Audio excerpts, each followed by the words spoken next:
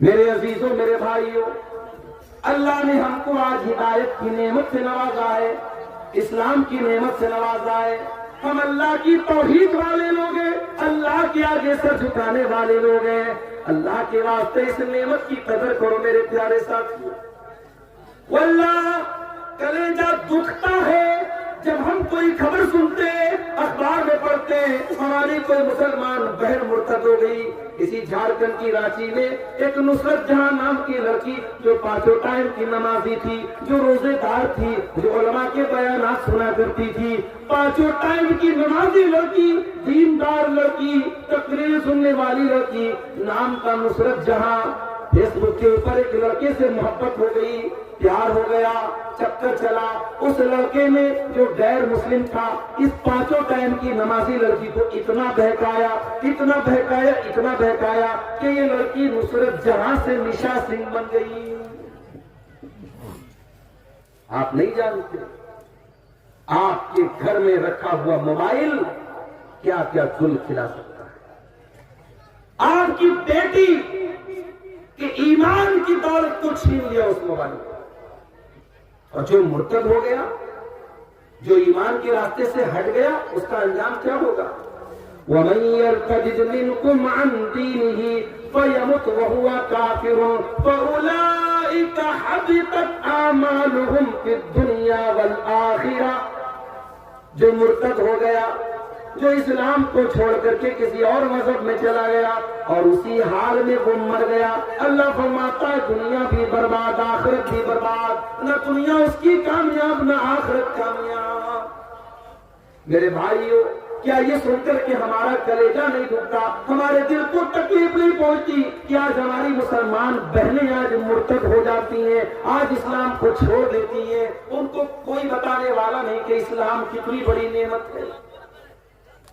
یہ اسلام تو وہ نعمت ہے کہ سمیہ بنت خیاط نام کی عورت اپنے جوان بیٹے کے سامنے ابو جہل کہتا ہے، اے سمیہ تو نے محمد کا دین نہیں چھوڑا، تو نے اسلام نہیں چھوڑا، اے سمیہ تیرے تن سے کپڑے اتار دوں گا، تیرے جوان بیٹے کے سامنے تجھ کو ننگا کر دوں گا۔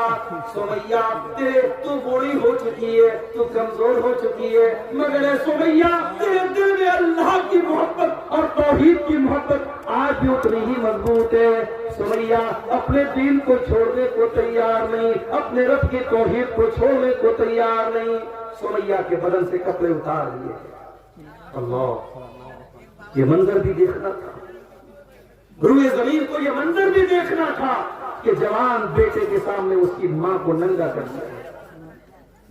یہ اذیت جو اس بوڑھی نے گوارا کر لیا، اتنے پر بس نہ کیا ابو جہل نے کہا، اے سمیہ اگر تو نے اسلام نہیں چھوڑا میں ابھی تجھے قتل کر دوں گا۔ ابو جہل نے برچی اٹھائی اور سمیہ کی شرمگاہ کے اوپر دے مارا، سمیہ شہید ہو گئی، اللہ کی راہ میں پہلا خون بہانے والی خاتون بن گئی۔ اور میری پیاری ماں بہنوں، اپنے دین کو بچا کر کے سمیہ نے جان دے دی۔ کیوں؟ کیونکہ سمیہ کا عقیدہ تھا جان دی ہوئی اسی کی تھی، حق تو یہ ہے کہ حق ادا نہ ہوا۔ یہ جان تو اللہ نے دی تھی، اگر آج اللہ نے مانگ لی تو میں جان دینے کو تیار ہوں۔ سمیہ نے جان دے دی مگر ایمان کا سمجھوتا نہیں کیا۔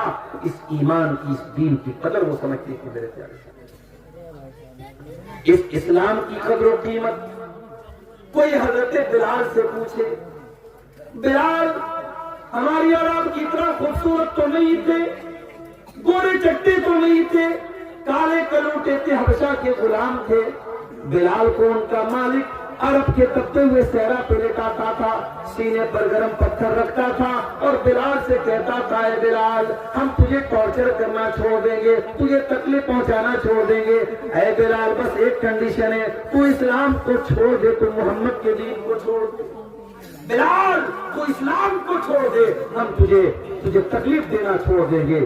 بلال کے سینے کی چربی پگھل رہی ہے مگر بلال کی زبان سے ایک ہی لفظ نکلتا ہے، احد احد، میرا اللہ ایک ہے، میرا رب ایک ہے۔ اس رب کی توحید کے ساتھ میں کوئی سمجھوتا کرنے کو تیار نہیں ہوں۔ میرے پیارے ساتھیوں، اسلام کی قدر و قیمت کوئی بلال سے،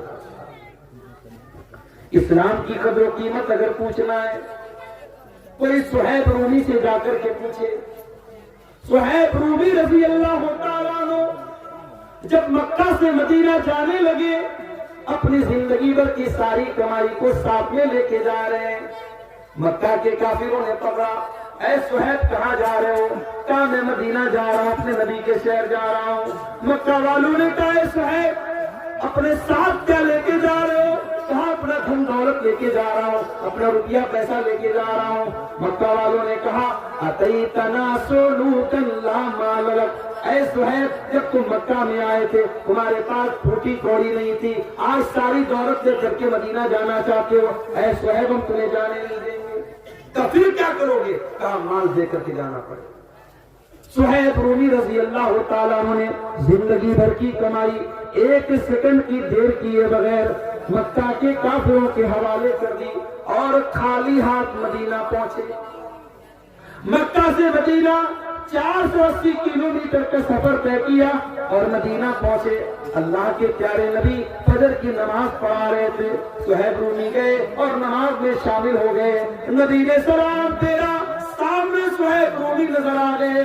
نبی کھڑے ہوئے, صہیب کو گلے لگایا, صہیب کو گلے لگایا اور گلے لگا کر کے ابھی صہیب نے کچھ بتایا نہیں ہے, ابھی صہیب کچھ بولے نہیں ہے. نبی نے فرمایا اے صہیب مجھے اللہ کی طرف سے سب بتا دیا گیا ہے, مجھے خبر دے دی گئی ہے. اے صہیب ربحت البیع ربحت البیع, اے صہیب تو نے بڑے فائدے کا سودا کیا ہے, تو نے بڑے منافع کا سودا کیا ہے. وہ اسلام ہمیں ملا ہے میرے پیارے کو, جس اسلام کو پانے کے لیے صحابہ نے اپنی جانیں دے دی, اپنا سب کچھ قربان کر دیا. وہ فوکٹ میں ہمیں ملا ہے, فری میں ملا ہے, اس لیے ہمیں اس اسلام کی قدر نہیں معلوم ہے میرے پیارے صاحب. میرے پیارے عزیزو, اللہ قرآن کے دوسرے پارے میں کہتا ہے یا ایھا الذین آمنوا ادخلوا فی السلم کافہ, اے ایمان والو اسلام میں پورے کے پورے داخل ہو جاؤ. ولا تتبعوا خطوات الشیطان, اور اے ایمان والو شیطان کے راستے پر مت چلو. پورے داخل ہو جاؤ. آج ہم پورے داخل نہیں معافی. او میری پیاری ماں بہنوں, بہت تقریریں سننے کا جذبہ آپ کے اندر ہے. اپنے گھر بار کو چھوڑ کر کے جلسے میں آئی ہو, پنڈال میں آئی ہو. اگر آپ تقریر تو سنتی ہو, قرآن تو سنتی ہو, نبی کی حدیثوں کو تو سنتی ہو, لیکن اگر آپ اسلام کی بات نہیں مانتی ہو, پردہ نہیں کرتی ہو, حیا نہیں کرتی ہو, شوہر کی بات نہیں مانتی ہو, اپنی عزت کا خیال نہیں کرتی ہو, تو معاف کرنا میری بہنوں, آپ اسلام میں پوری کی پوری داخل نہیں ہیں. اللہ کہہ رہا ہے ادخلوا فی السلم کافہ, اسلام میں پورے کے پورے داخل ہو جاؤ. نبی کے زمانے میں ایک عورت آتی ہے.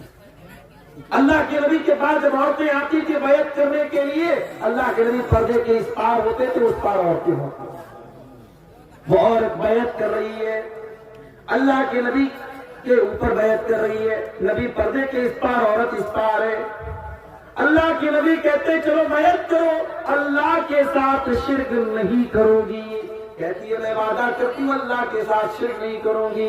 پھر نبی کہتے ہیں ولا یسرقنا, چوری نہیں کرو گی. کہتی ہے میں چوری نہیں کروں گی. پھر نبی فرماتے ولا یزنین, زنا نہیں کرو گی. جب زنا کا نام سنا اس لڑکی نے, اس عورت نے جلدی سے اپنے سر پہ ہاتھ رکھ لیا اور کہا کہ اے اللہ کے نبی کیا کوئی عزت دار عورت یہ کام بھی کر سکتی ہے؟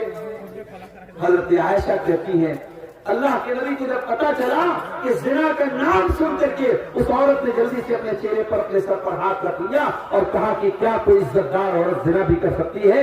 نبی کو اس عورت کی یہ ادا بہت پسند آئی کہ وہ عورت کتنی عزت دار عورت ہے, کتنی پاک دامن عورت ہے کہ زنا کا لفظ سن کر کے اس نے کہا کہ نہیں, ایک عزت دار عورت کو یہ کام نہیں کر سکتی. آج حالات اتنے برے ہیں میرے پیارے ساتھی.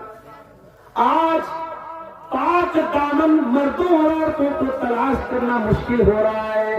بدکاری اتنی پھیل رہی ہے, زناکاری اتنی پھیل رہی ہے, حرام رشتے اتنے پڑپ رہے ہیں کہ آج پاک دامنی کو تلاش کرنا مشکل ہو رہا ہے. میں مردوں سے بھی کہوں گا, میں اپنی ماں بہنوں سے بھی کہوں گا, ادخلوا فی السلم کافہ, اسلام میں پورے کے پورے داخل ہو جاؤ.